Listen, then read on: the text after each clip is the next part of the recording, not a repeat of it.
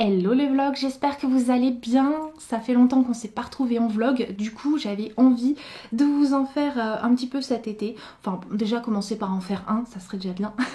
Et pourquoi pas se retrouver et directement entamer avec un unboxing, vu que j'ai reçu des petites choses. Et oui, comme vous le voyez, le premier livre est déjà déballé parce que je suis une traîtresse et que je ne vous ai pas attendu pour l'ouvrir. Non, c'est pas ça. Il y a une bonne raison du pourquoi il est déjà déballé. Donc ce roman en question déjà, c'est Les Jumeaux Croche-Mort, le premier tome, La Malédiction par Cassandra O'Donnell, publié chez les éditions Flammarion Jeunesse. Et oui, il est déjà sorti de son enveloppe puisque j'en ai eu besoin, parce qu'en fait à la fin du mois de juin, les éditions Flammarion Jeunesse avaient organisé une soirée autour de la sortie de ce livre avec l'autrice qui était présente, et ils avaient du coup décoré toute une salle sur le thème de ce livre. Il y avait des petites choses à manger en version horrifique et tout, c'était vraiment trop sympa et on pouvait discuter avec l'autrice. D'ailleurs elle nous a dédicacé aussi nos livres, enfin pour ceux et celles qui le voulaient. Donc voilà, j'ai ma petite dédicace. Vraiment c'était trop sympa, l'autrice était hyper gentille, et puis c'était trop bien aussi de revoir les copines aussi, les copines, les copines partenaires de Flammarion, hein, voilà. Tout simplement. Et en ce qui concerne le livre, je suis vraiment contente. Déjà, je le trouve magnifique. Et en plus, il me fait trop envie. Je me le mets de côté pour l'automne parce que, vu la couverture, honnêtement, j'ai pas envie de le lire cet été. J'ai envie d'être vraiment dans le mood automnal pour me plonger dedans.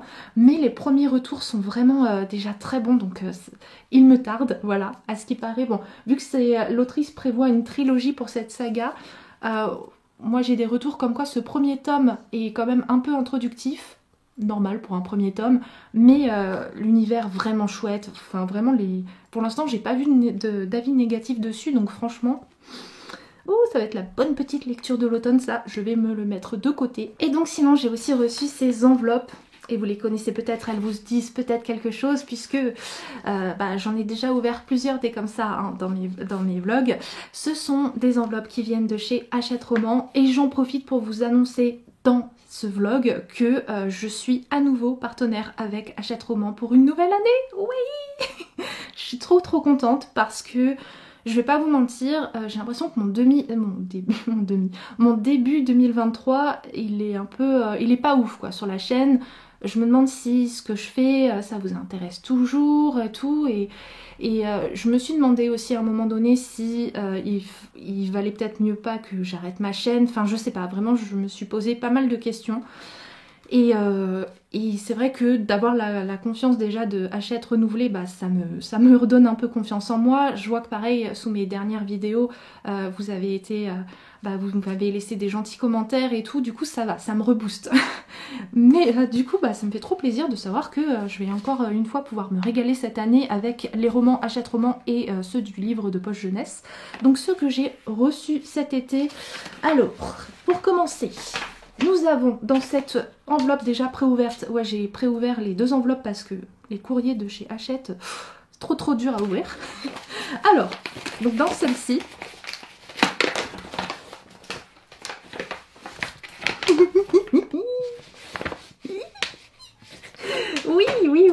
oui, nous avons du Heartstopper, donc par Alice Oseman.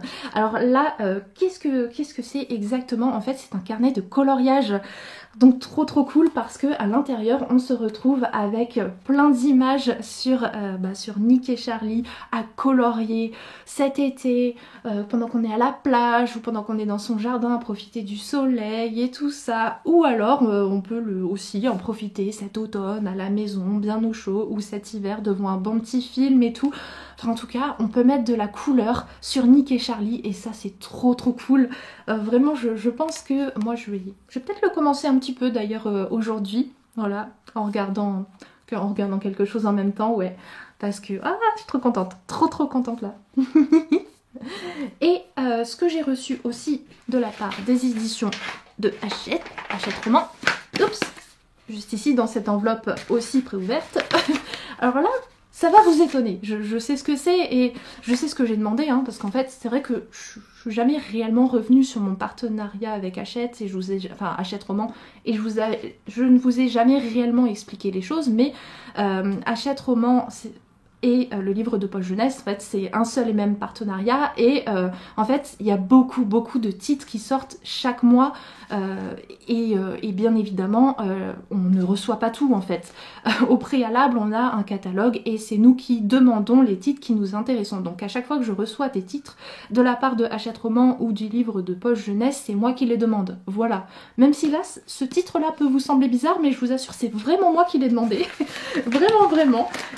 Parce qu'en fait, alors que je vous montre, il s'agit de Mots d'amour de Marie-Charlotte François.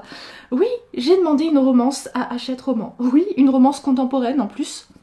Pourquoi j'ai fait ça? Et ben en fait parce que sur l'Insta de Hachette Roman, ils ont mis un trailer de ce livre et je me suis dit oh ça a l'air trop cool. Alors typiquement c'est le genre de lecture que je ne me vois pas lire à un autre moment de l'année, mais je me dis pour l'été, franchement, là lire ça dans les prochaines semaines. Ah oui, je pense que oui. Donc, de quoi ça parle? Alors, en gros, c'est, oui, après une année stressante à l'université, Calypso n'attend qu'une chose, 7 semaines de vacances bien méritées entre amis. Et au lendemain d'une soirée, elle se rappelle pas du tout ce qui s'est passé pendant cette soirée et tout, mais elle va découvrir une rose accompagnée d'une énigme dans sa chambre, une énigme qui lui dit « trouve-moi ». Donc en gros, faut qu'elle essaye de comprendre qui peut bien être le mystérieux destinataire de ce message. Et j'aime bien l'idée en fait. Ça me fait penser au roman 3 de tes secrets qui était sorti il y a quelques années chez Pocket Jeunesse et que j'avais vraiment bien aimé. Bon, j'imagine que ce roman-là, c'est une version un peu plus new adulte quand même. Voilà.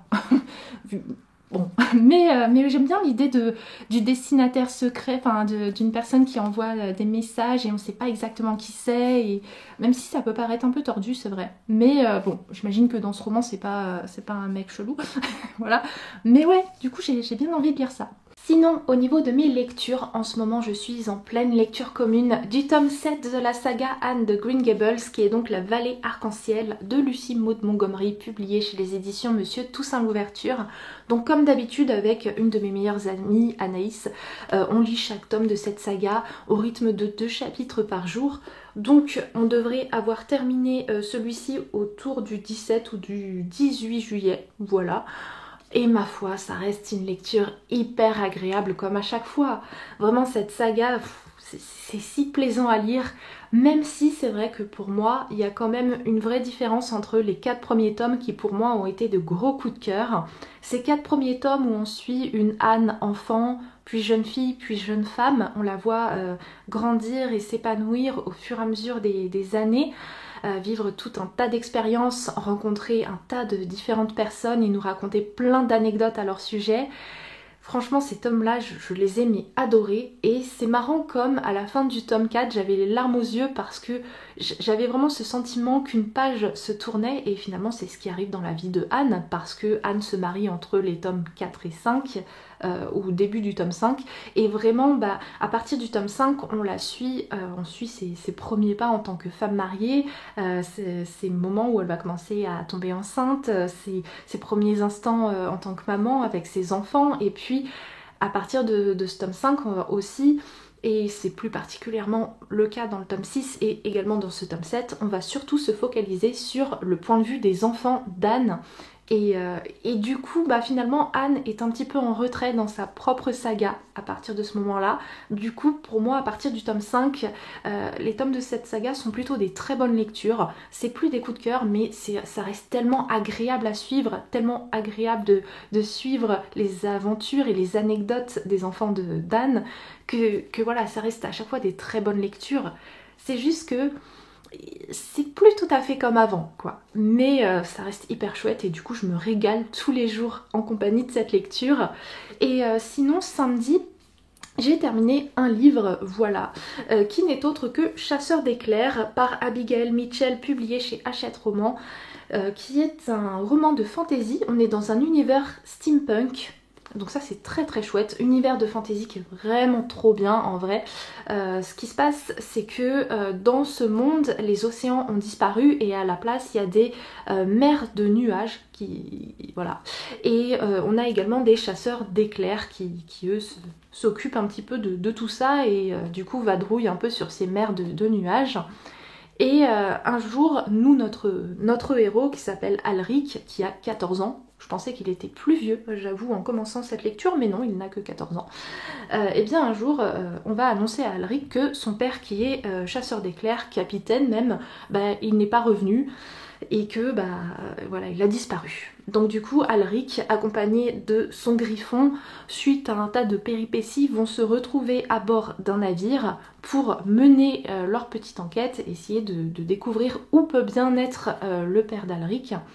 Et franchement, univers mais vraiment sympa parce que comme je vous disais, ce mélange de steampunk et en même temps cet aspect voyage autour, sur un bateau, cet aspect un petit peu pirate entre guillemets, vraiment c'est hyper chouette. C'est un livre où on va action sur action en fait, il y a beaucoup d'aventures, donc ça c'est hyper plaisant à lire.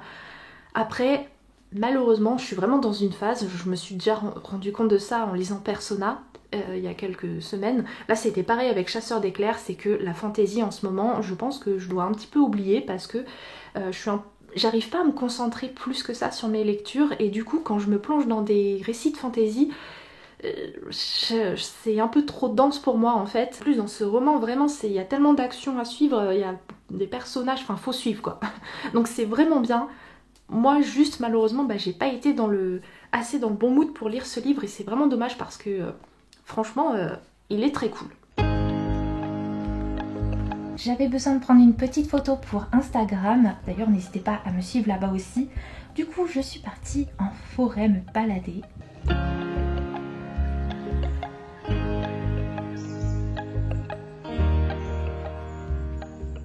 Et puis l'après-midi devant une rediff de QSMP, si vous avez la ref, vous êtes les meilleurs. Eh bien je me suis attelée au carnet de coloriage Heartstopper.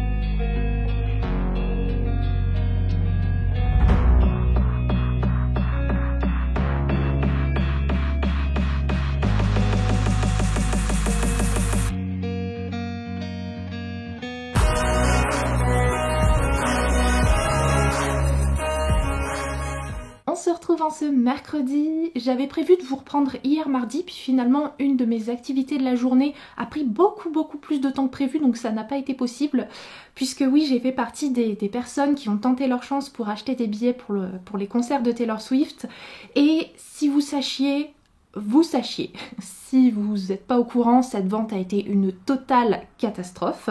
Voilà, dès le matin on s'est connecté au site, il n'y avait que des problèmes, des gens qui n'arrivaient pas à valider leur panier, une file d'attente avec 1 million de personnes, laissez tomber. Ça a été très mal géré tout ça. Du coup le site s'est mis en pause pendant des heures et des heures et des heures. Nous on était au courant de rien, on nous disait juste qu'il fallait qu'on surveille quand même la file d'attente et tout. On savait pas quand ça allait reprendre, donc du coup pendant 10 heures notre ordi était allumé, on ziotait pour voir si ça reprenait et tout ça. On était un peu sur le qui-vive, sans information, voilà, et juste à 19 h le soir, donc 10 heures plus tard, on a appris que la vente était reportée. Magnifique, magnifique. Bon, en tout cas, du coup, pendant ce laps de temps, j'ai eu le temps de faire des petites choses chez moi, et bien évidemment, pendant que j'étais devant mon ordi, j'ai eu le temps de lire. Et j'ai même eu le temps de lire un livre en entier.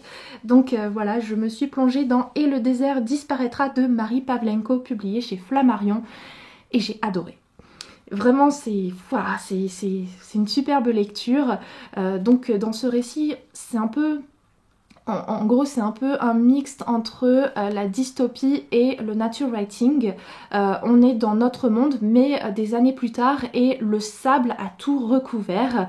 Et nous, dans tout ça, on va suivre le personnage de Sama, qui est une jeune fille de 12 ans.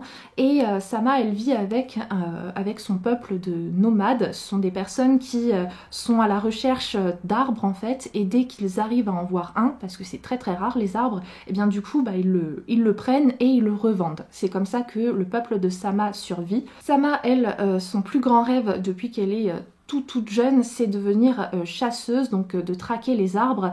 Et du coup, un jour, elle va suivre le groupe de chasseurs de son peuple. Elle va les suivre alors qu'ils sont à la quête d'un arbre. Ils vont marcher pendant des jours et des jours, et Sama va finir par les perdre. Et c'est là qu'elle, quand elle est toute seule, elle va tomber sur un arbre, et peut-être que toute sa vision du monde va complètement changer à partir de là.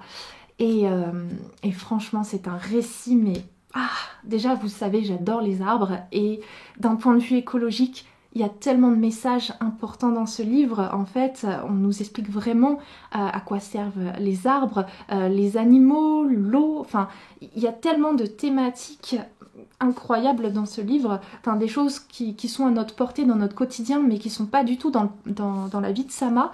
Sama, il y a notamment une ancienne en fait dans son peuple qui lui raconte comment était la vie avant, donc la vie telle que nous on la connaît, et en fait Sama n'y croit pas du tout en fait. Elle a l'impression que cette vieille personne lui ment, tellement ça lui semble incroyable, mais lorsque Sama se retrouve vraiment toute seule, qu'elle trouve son arbre, et ouais, c'est à ce moment-là où elle va réaliser tout ce qu'elle ne connaît pas finalement sur le monde, sur la nature. Et franchement, ce récit en plus il est tellement immersif, on est à fond dedans, parce qu'on va se retrouver seul avec Sama et ses découvertes sur la nature. Et non mais vraiment, je vous assure, c'est pour ça que je vous parle aussi d'un récit un petit peu semi-nature writing pour moi, parce qu'il y a vraiment ce côté où Sama, elle se retrouve seule face aux végétaux, face aux animaux, et c'est une découverte qui est tellement incroyable. Enfin vraiment, je vous assure, j'ai beaucoup aimé ce livre, c'est une vraie petite pépite.